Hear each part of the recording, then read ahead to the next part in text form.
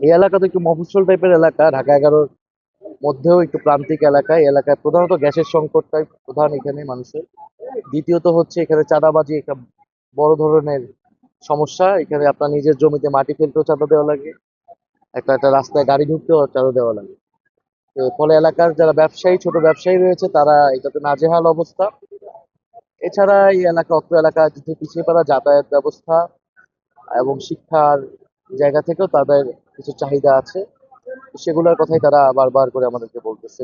আমরা সেগুলো সমাধানের জন্য তাদের প্রতি প্রতিশ্রুতি দিতেছি।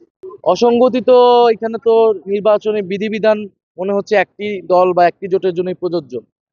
অন্য দল বা জোটের জন্য তারা সারা রাত ধরে মাইকিং করতে পারে, তারা পোস্টার লাগাতে পারে, তারা যা খুশি তাই করতে পারে আসলে। কিন্তু যত বিধিবিধান আসলে আমাদের জন্য প্রযোজ্য।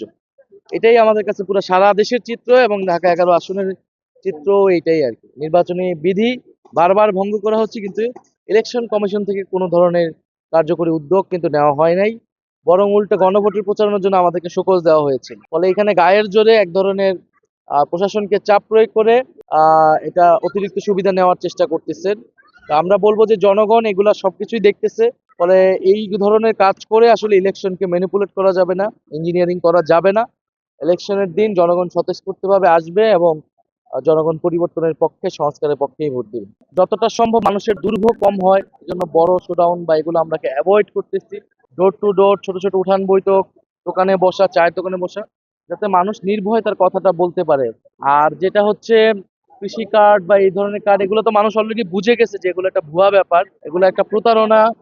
আমরা শেখ হাসিনা তো 10 টাকায় চাল খাওয়ানোর কথা বলেছিল, তো সেগুলো তো মানুষ আসলে অভিজ্ঞতা করেছে।